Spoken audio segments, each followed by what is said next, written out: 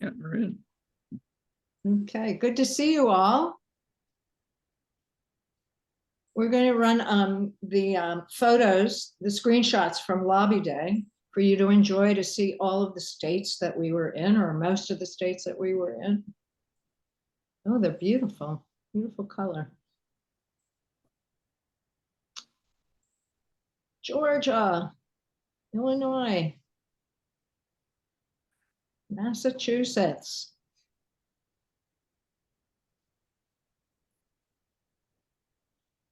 Maine, Sorry. Michigan, Happened to my Minnesota, New Doesn't Jersey, have to mute. Ohio, New Jersey. We're showing the lobby screenshots that we weren't able to last month for you all to enjoy as we warm up. Welcome aboard, everyone. Great to see you all. While I'm going to wait just 1 minute or so for people to come in, and while we're waiting, if you put in the chat your name and where you're calling from, and if you have an organization or a shul you want to put in the chat, please do, so people can maybe get together with you if you're in the same region. I'm all for face-to-face these days. Okay.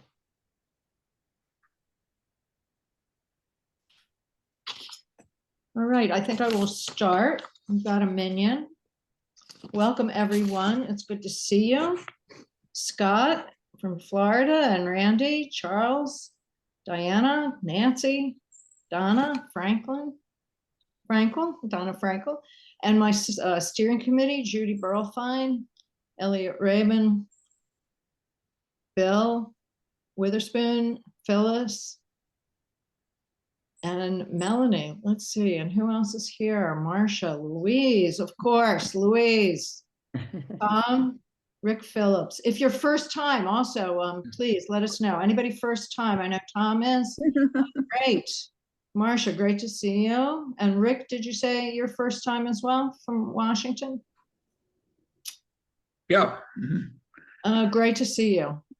Bob Schloss, Nicole, great. It's good to see our familiar faces and some new ones as well. Susan from here, Berkeley, Nicole, Adele, Carol, Bobby from Florida. All right. We're going to show, I think we're going to show those lobby day pictures again at the end. So it's so glad to gather tonight in these times, these very challenging times. It's so glad to see you bright-eyed and bushy-tailed, even after the trifecta of Carnival in Purim and then St. Patrick's Day. Oh, I forgot to take off my costume. Oh, put it back on. It's hot, very hot. Primal. I got it in Mayor Shireen 100 years ago. Oh. We always start off our briefing always with words of wisdom and passion from a spiritual leader in our community. Kimberly Ariella Dueñas is Director of Learning at Jewtina Ecole, overseeing culturally responsive programming for Jewtina's global community that uplifts and celebrates the vibrant mosaic of Latin Jewish identity.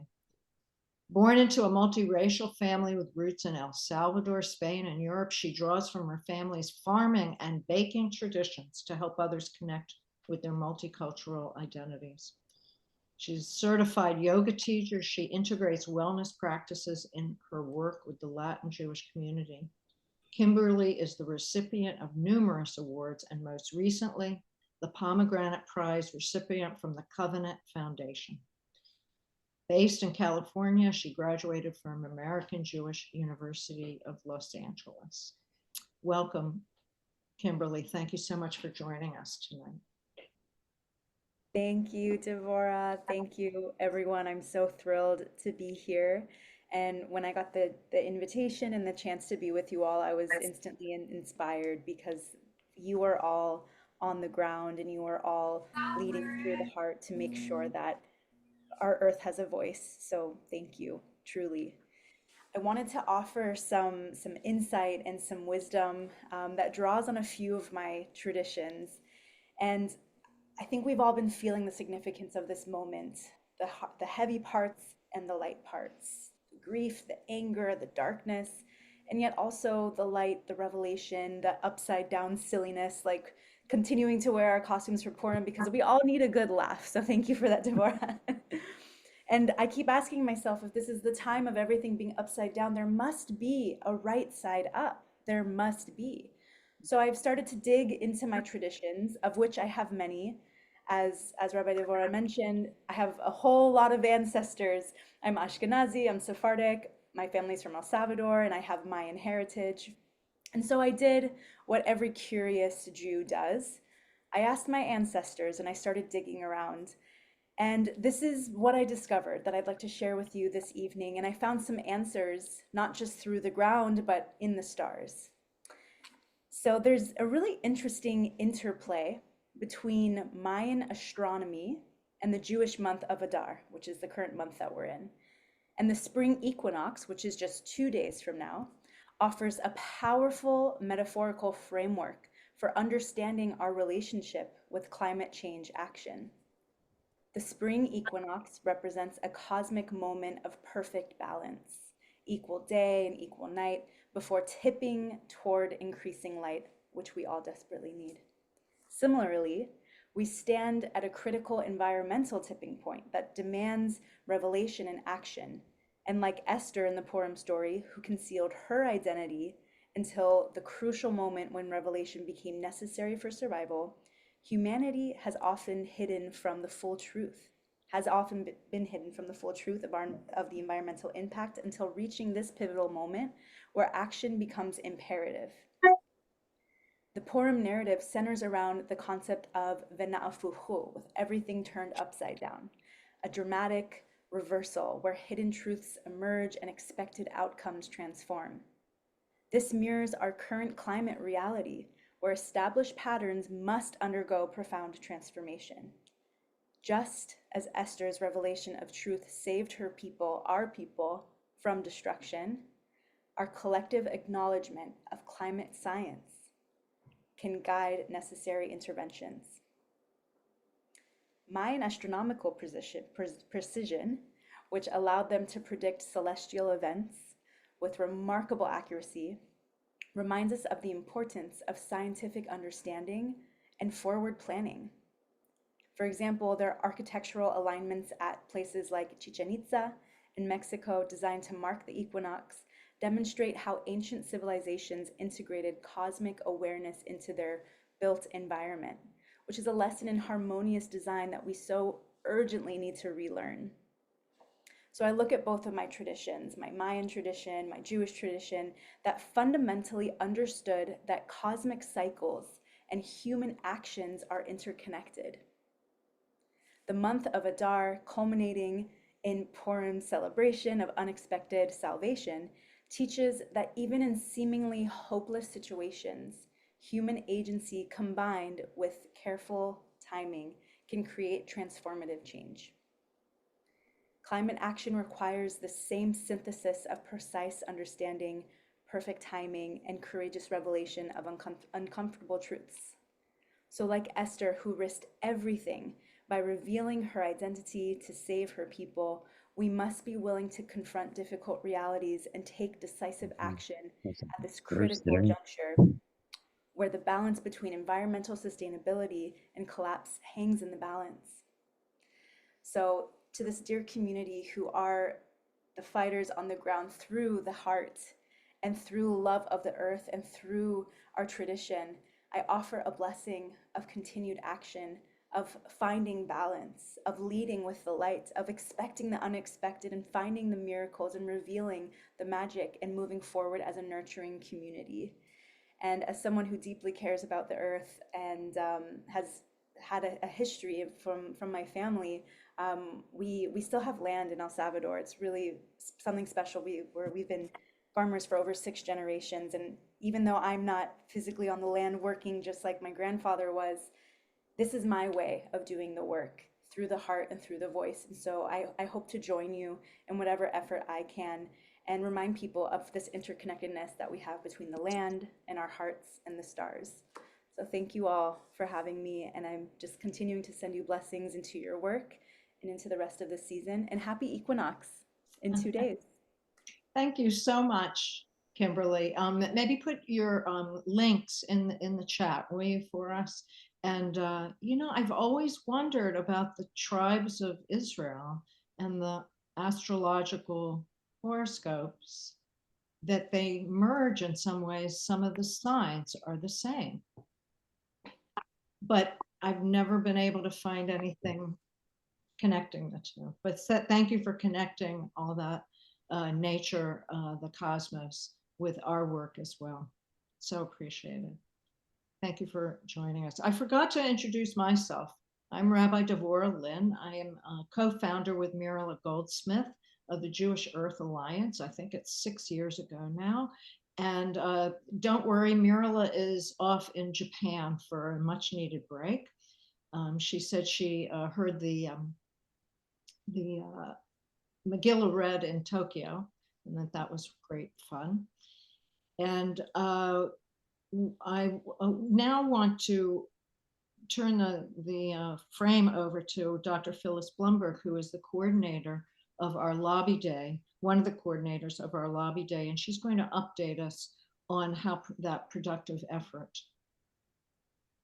Thank you, Devorah, and thank you, Kimberly. That was really inspirational and beautiful. It seems hard to imagine, but it was a week and a month ago that we had our lobby day. It was Tu B'Shvat, February 13th. Oh,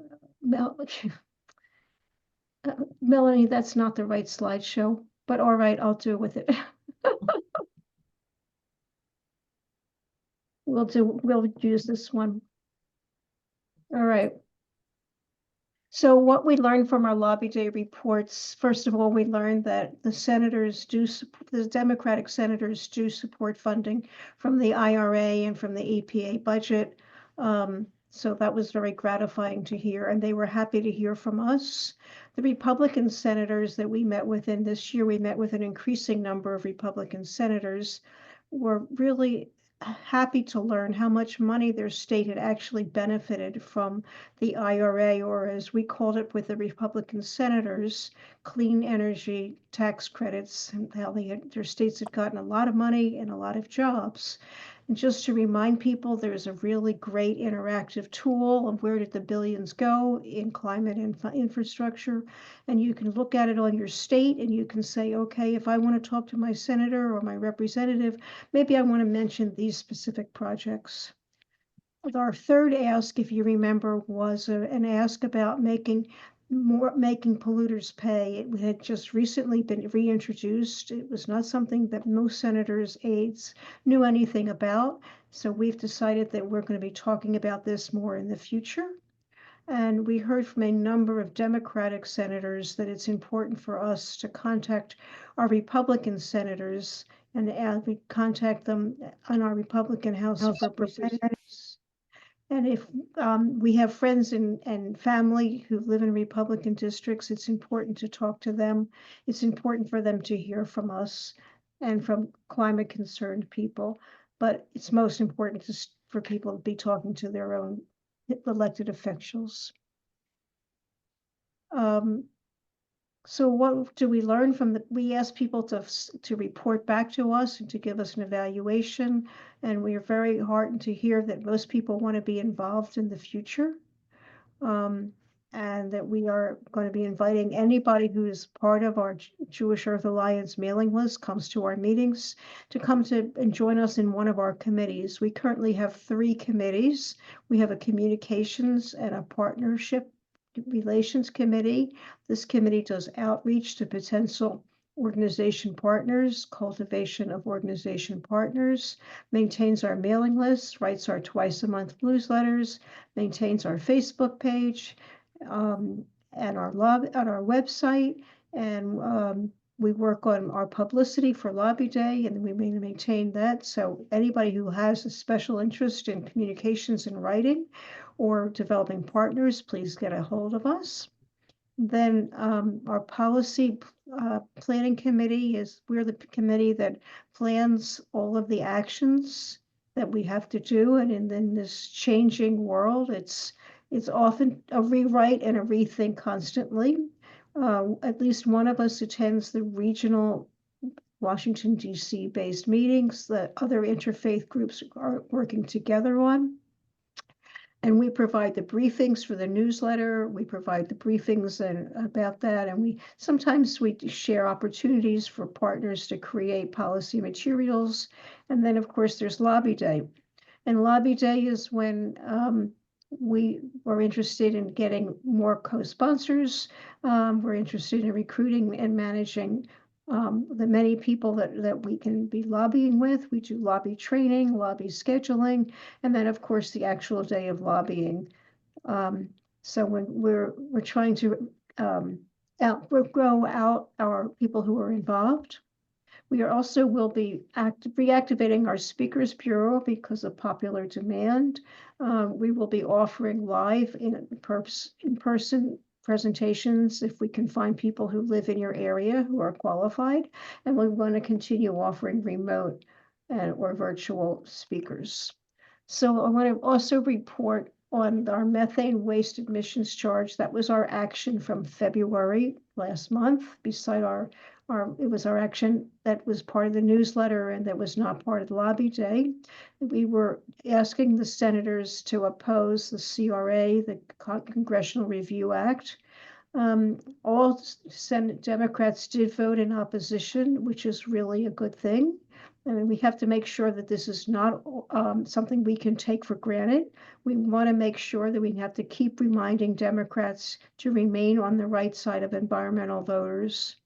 Unfortunately, given the way the House and the Senate is composed these days with majority Republicans, the CRA did pass, and it was signed by the president. So the CRA repeals the EPA rules implementing the methane emissions reduction program's waste emissions charge. This is really a tragedy for all of us because it's the waste reduction emissions charge was a good way for us to reduce methane, which, as we know, is extremely dangerous. It was short-sighted and it was harmful, and it's also long-lasting. So unfortunately, I don't like to end on negative notes, but we all have to. That's why we're back, and we're back in the fight. And thank you so much for doing what you're doing. Great. Thank you, Phyllis, for updating us on all the work that we've been doing. Jewish Earth Alliance has been around since 2018, and we have this meeting every month now to highlight the action alert and brief you on it. And we also start the action alert at the end of the meeting. And as you notice, we have an inspirational speaker and an update. And now I'd like to introduce our speaker about our action alert.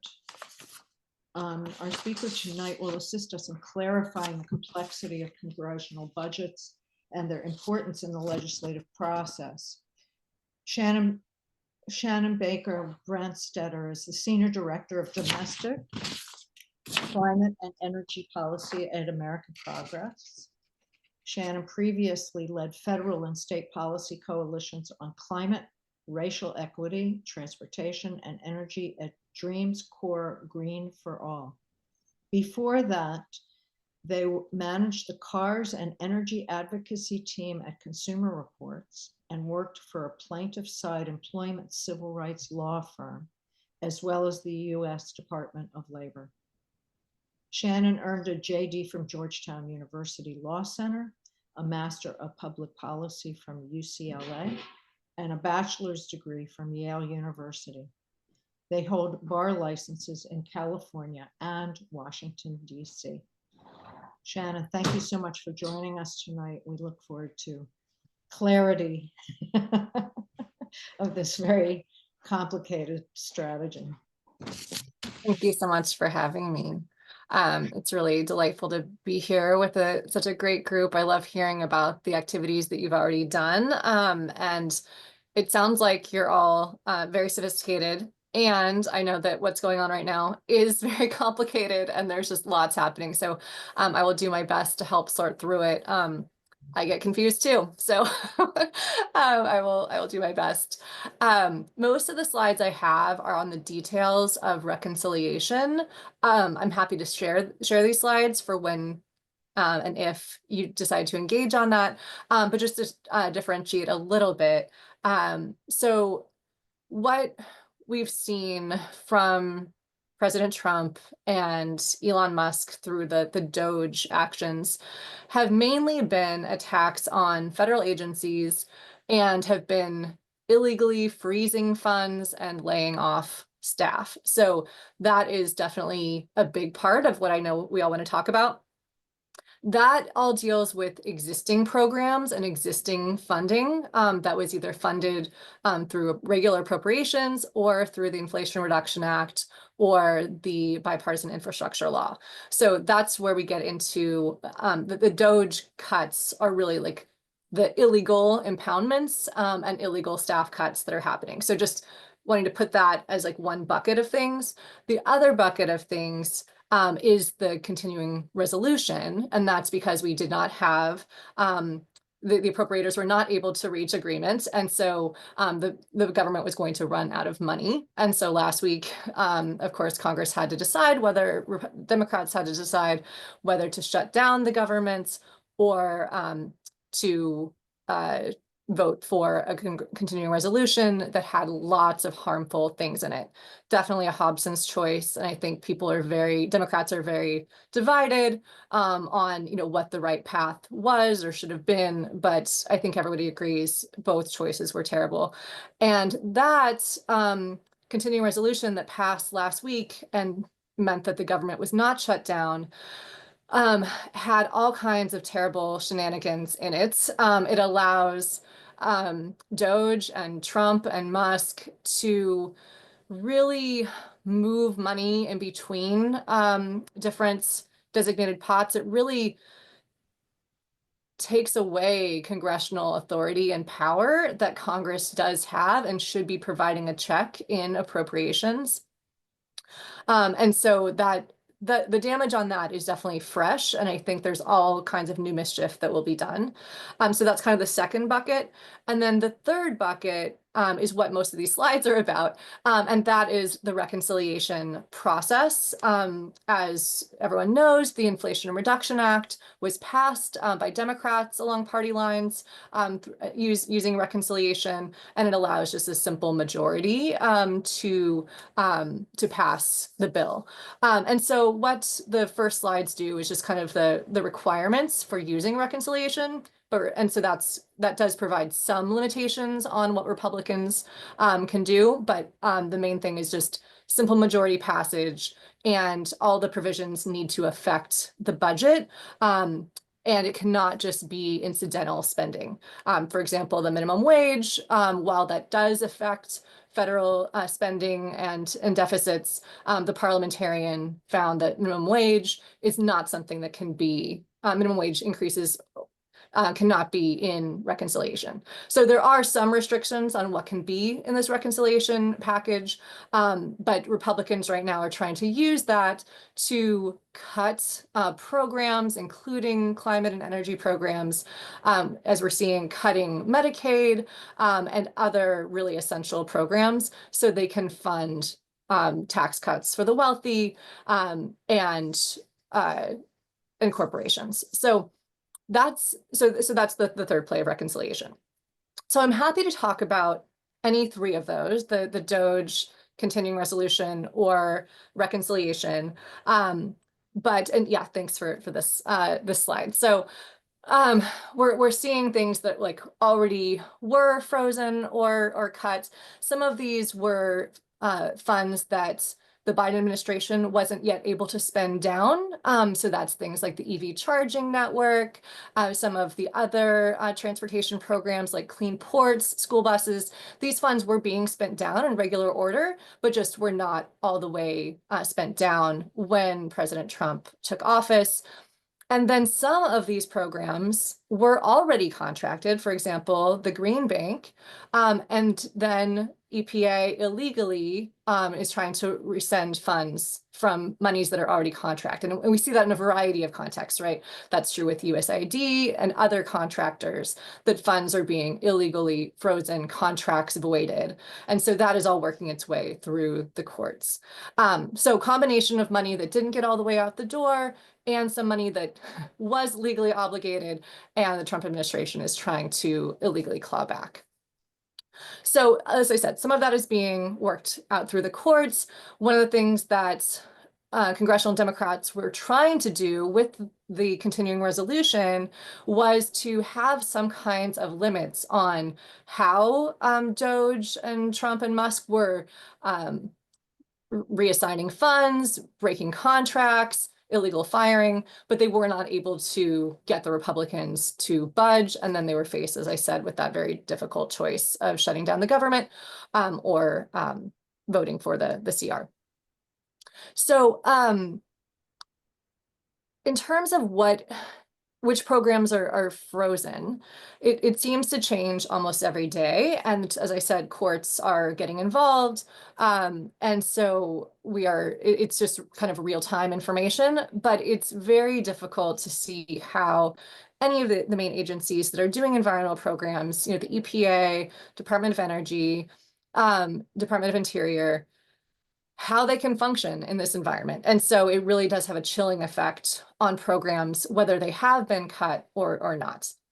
And then, moving into the budget reconciliation space, that's where we have a lot of the tax credits and other programs that are not being addressed by Doge because Doge can't really get at tax credits, for example. And so we're going to see what Republicans are going to try to do with that. We expect very serious cuts to the energy tax credits, or at least attempts to do so.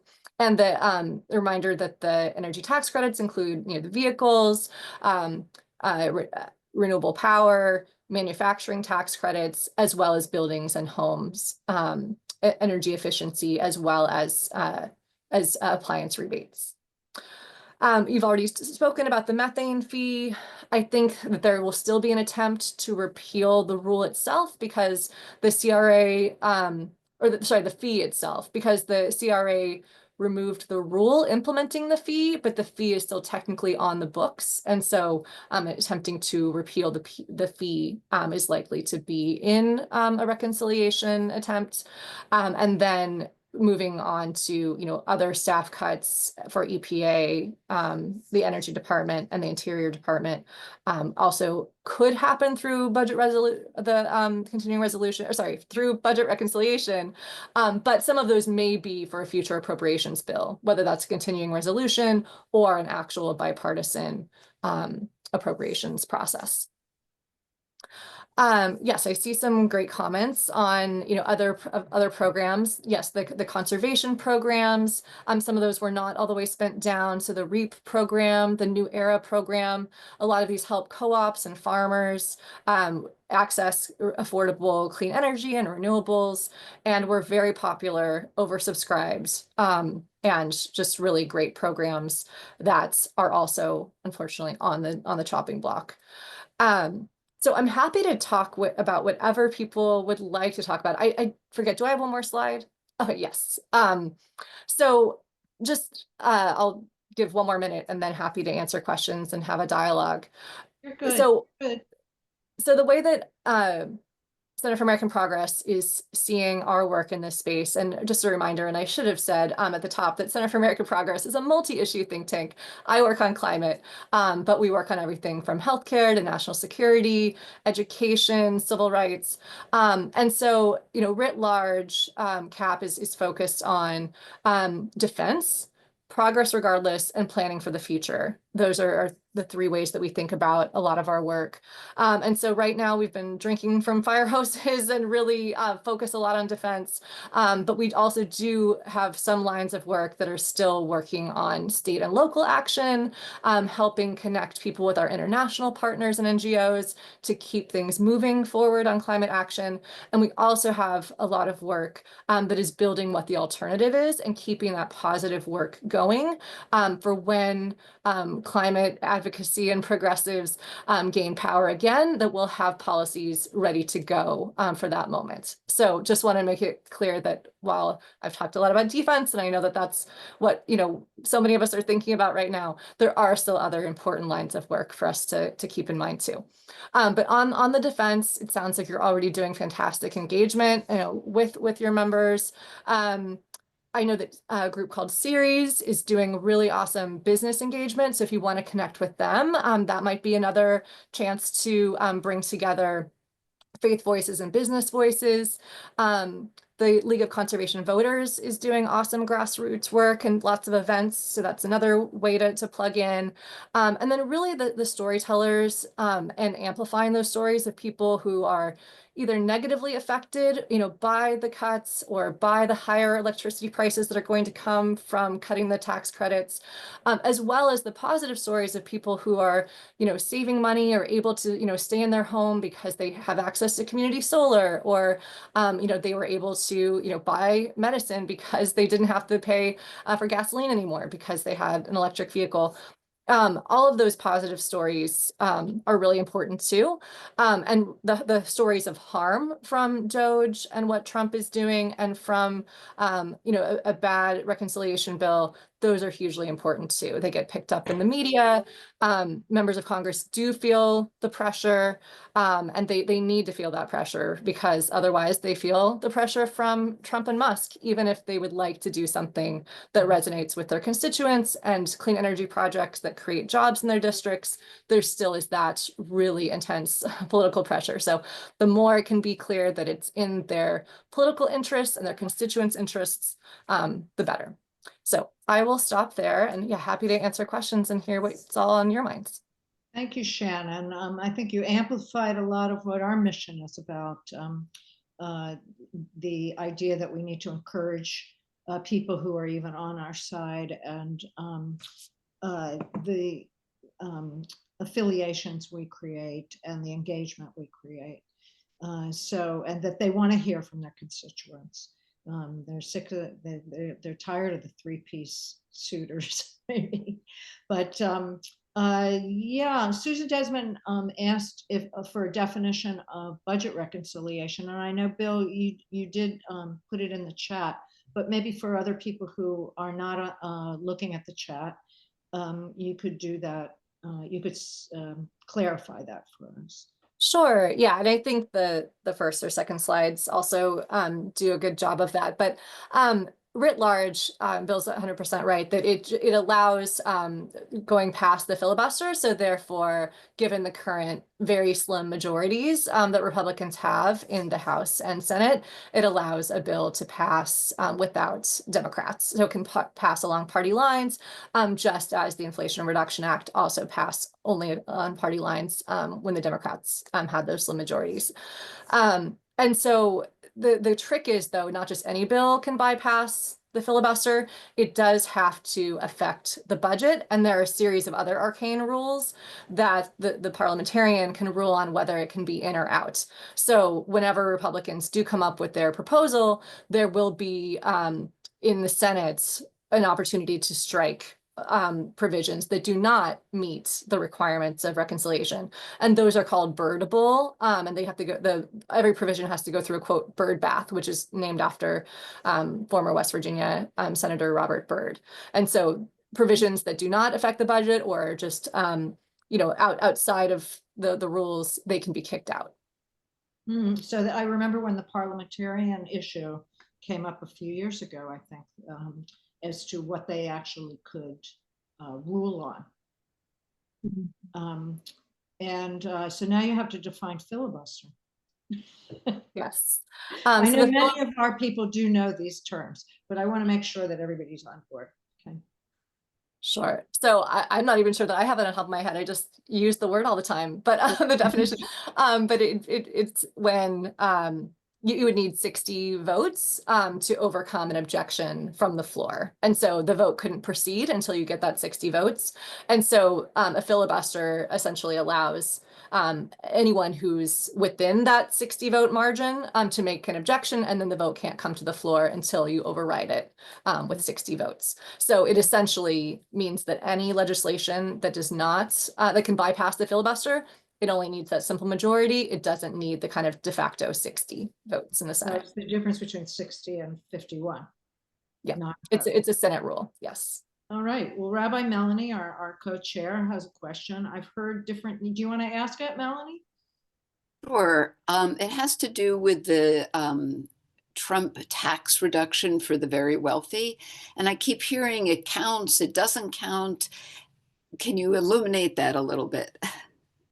Yeah, so my colleague, Bobby Kogan, who is the expert on this, he's told me many times, so I will try to channel him. So there's two ways to calculate the effect on the deficit. There's current law and current policy. So right now, the Tax Cuts and Jobs Act, the TCJA, the first level of the first time Trump had the tax cuts back in 2017, those expire. And so they because they needed to pay for them and could only go as high as the deficit instruction allowed back in 2017. They weren't open-ended tax cuts. They had an expiration date. And so right now, those tax cuts are in place. Most of them expire at the end of this year.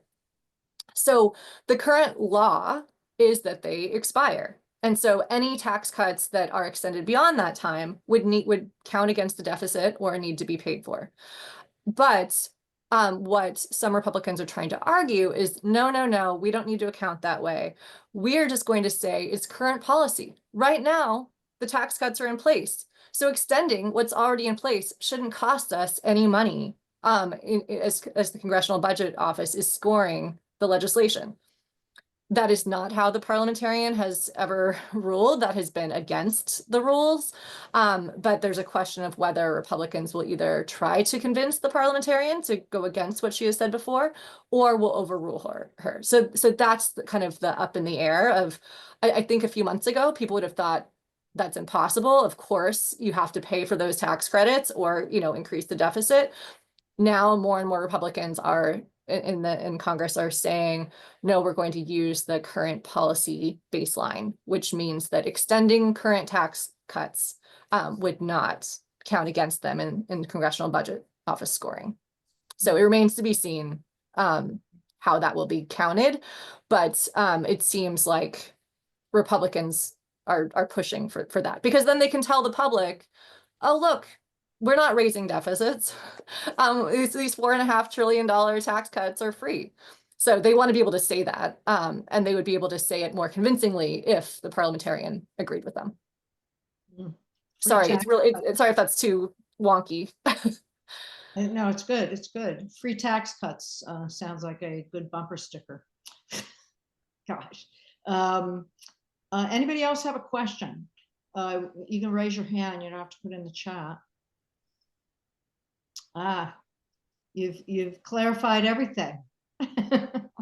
I was going to ask about a hot topic, the Schumer, not that everything is a hot topic, but the Schumer decision. Do you have an opinion about that? Or it's a wait and see wait and see? I mean, I think that it was painful how it was done, that people got hope, had hope that it would go differently, and then it went down. I think some people theorized that he kind of, took the fall for it, maybe on purpose, when he knew he didn't have the votes. But I think the main flaw, and what Democrats will need to fix for the next CR, because now this CR expires in September, is the messaging of what Democrats are trying to do. Are they, because if they're shutting down the government or you know, not really doing anything very clear, they are going to really lose on public opinion, right? And I think that's kind of the calculation that was made.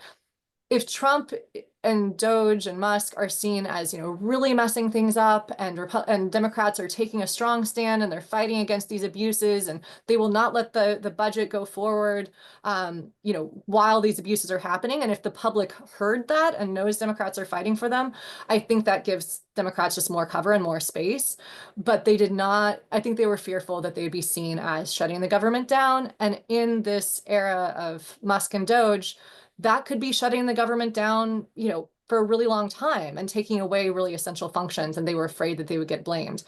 And 82% of our media, there was a recent Media Matters study, 82% of media that people consume is right-leaning. And so it's understandable that we have a megaphone problem. And getting the message out there of what Democrats were trying to do, who they were standing up for, there wasn't, you know, faith that that was going to be successful. So I don't blame, I think, any one person, but it is a situation that Democrats need to figure out and not do again. Yeah, yeah. Thanks for expounding on that. Elliot Rabin says, do you think we should put most of our limited energy at the state and local level, or is it keeping to raise our voices at the national level still important and potentially impactful? That's a question we've been asking from the very beginning. That is a great question. I think a lot of it depends on where people's expertise and knowledge lies, honestly, because I think the people, like, they're not just interchangeable. State work is different from federal work. And so people who were doing federal work, if they all kind of like go to the states, you know, that's not necessarily the most effective pivot. So for groups who have been doing both, it might make sense to kind of shift some resources to states, and it depends on the state too, of course. For the, you know, U.S. Climate Alliance states, the states that have committed to climate action, you know, pushing them even further in this moment is definitely important. If there's, you know, kind of middle tier states that may have backsliding, you know, that's really important.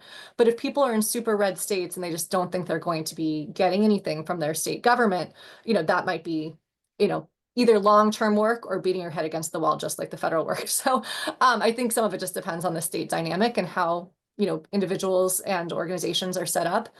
But I do think that it's still really worthwhile, especially in this moment, to do the federal advocacy. So I'm not denigrating the state work. That's super important, but the federal work, we have not lost yet, and we should not give up yet.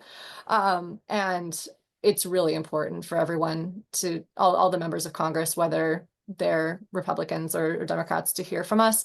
And I think as you know, the midterms start coming up, we'll see more and more opposition candidates and more people running against incumbents, and then the pressure will amp up even more. So right now is kind of the honeymoon period for Trump. He has the most power over his caucus, and the more that, you know, he becomes less popular and the economy, you know, slides, or people don't think he's doing a good job with it, the less control he will have, and the more important it is to, you know, be able to peel people off and have them truly represent their constituents rather than just Trump's interests.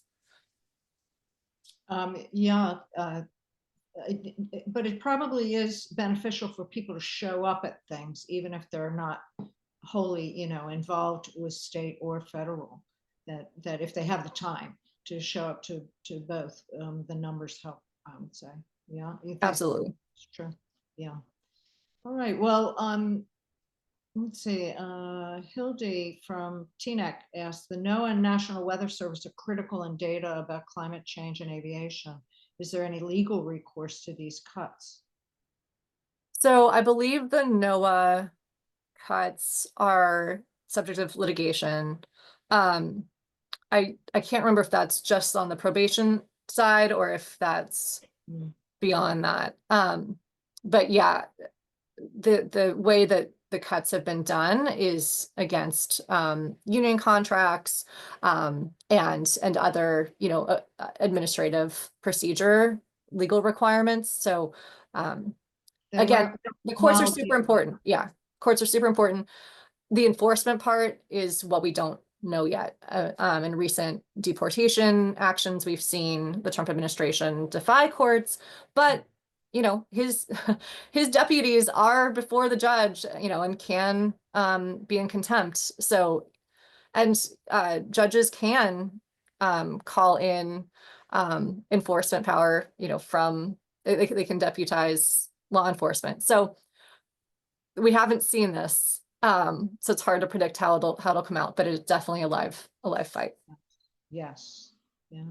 Well, thank you, Shannon, very much for your contribution to our meeting this evening, our briefing. My this pleasure.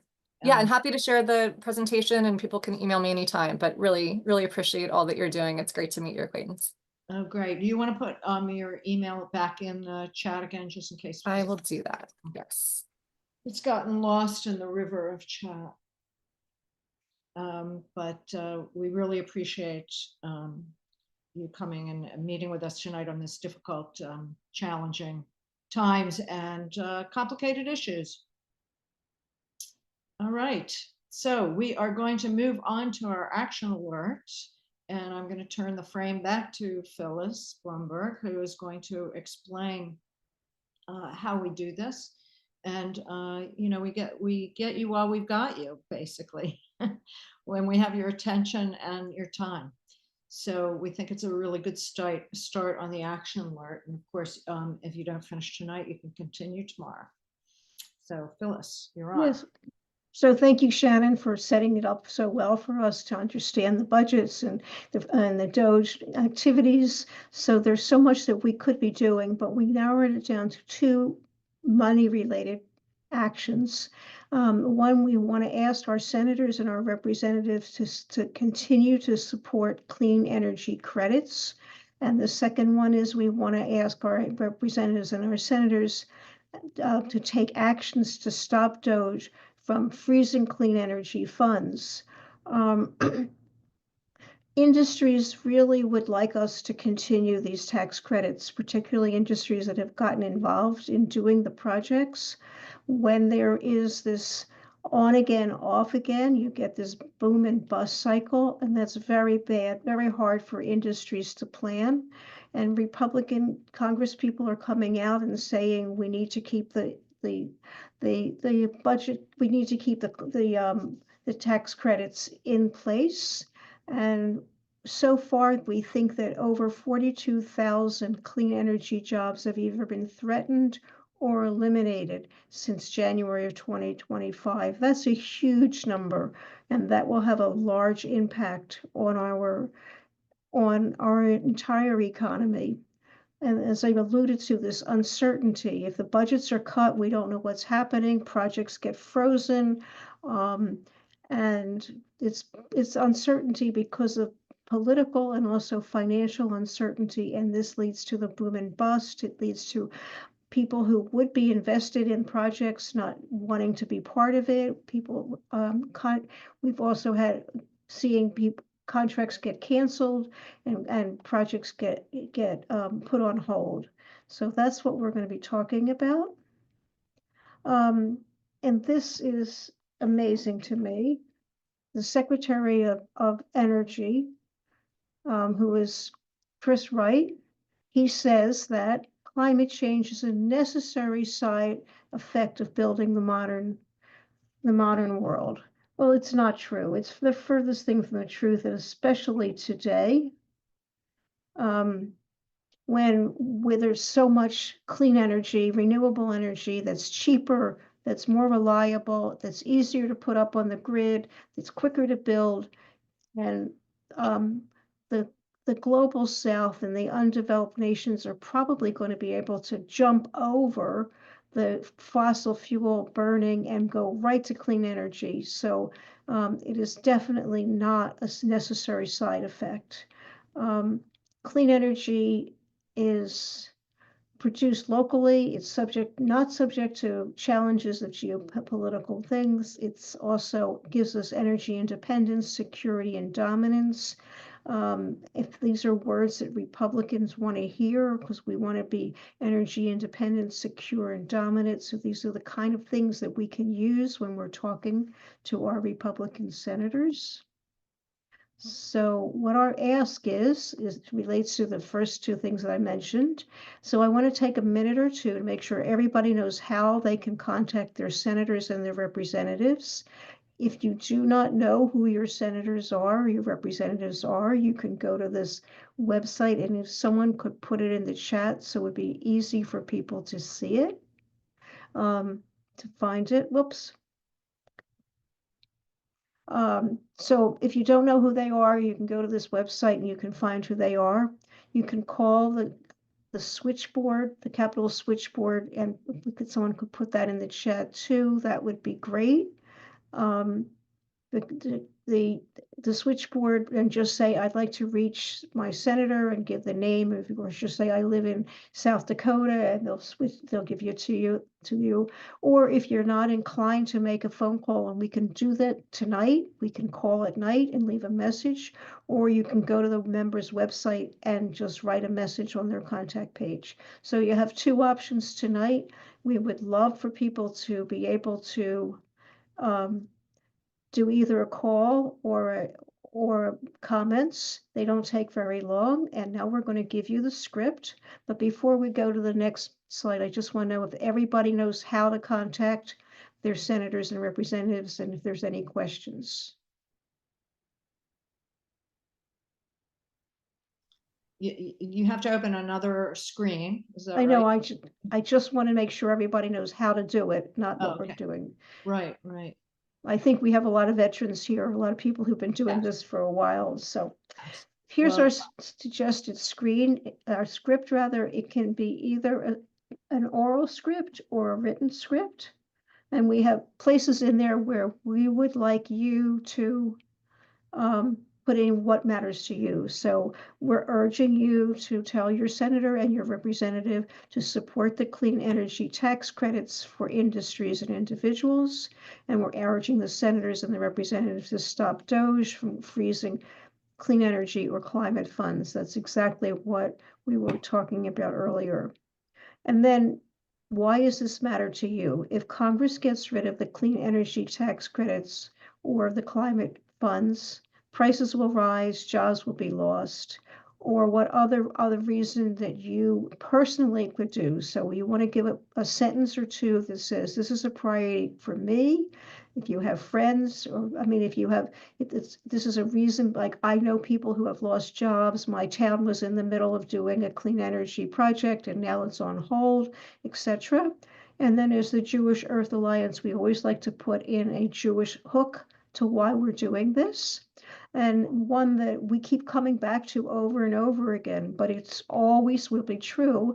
As a Jew, protecting our world for the next generation is a core value. So Lador Vador, one generation to the next, is really a core value. So you can always say that. You can say you are a grandparent, you're a parent, you have grandnieces and nephews, etc. Or you can insert your own Jewish connection. It might be that the economy, is very bad, or budgeting, or whatever.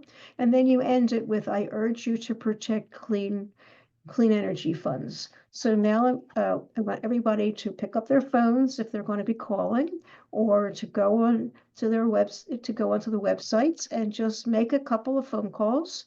I'll stay off my phone and stay off my keyboard to answer questions if there are any. Some Republican senators are not taking phone calls, so because they don't want to talk to us, but they cannot shut you out from making comments on their page yet. Hopefully not.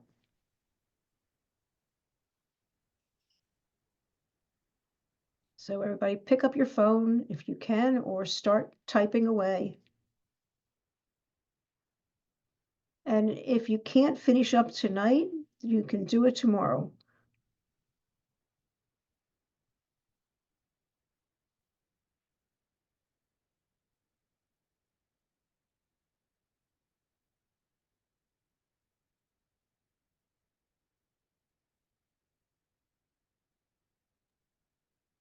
Somebody Oh, yeah. Could we check go make back you- to the you can screen, up. please? Yeah. Yeah, with the script.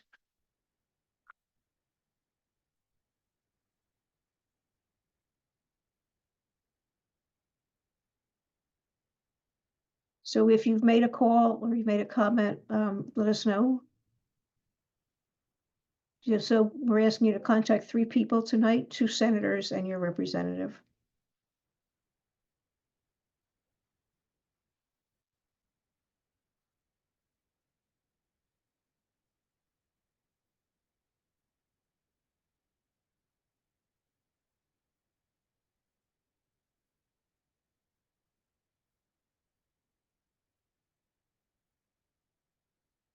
Thanks, Judy.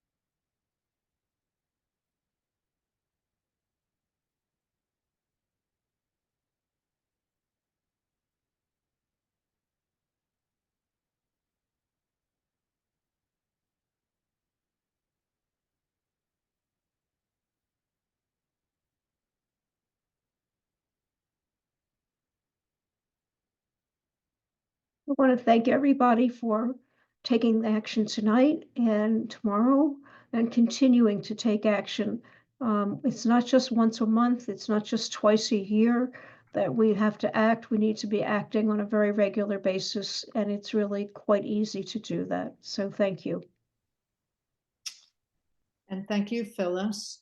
We'll stay a few minutes after the hour to answer any questions that you might have.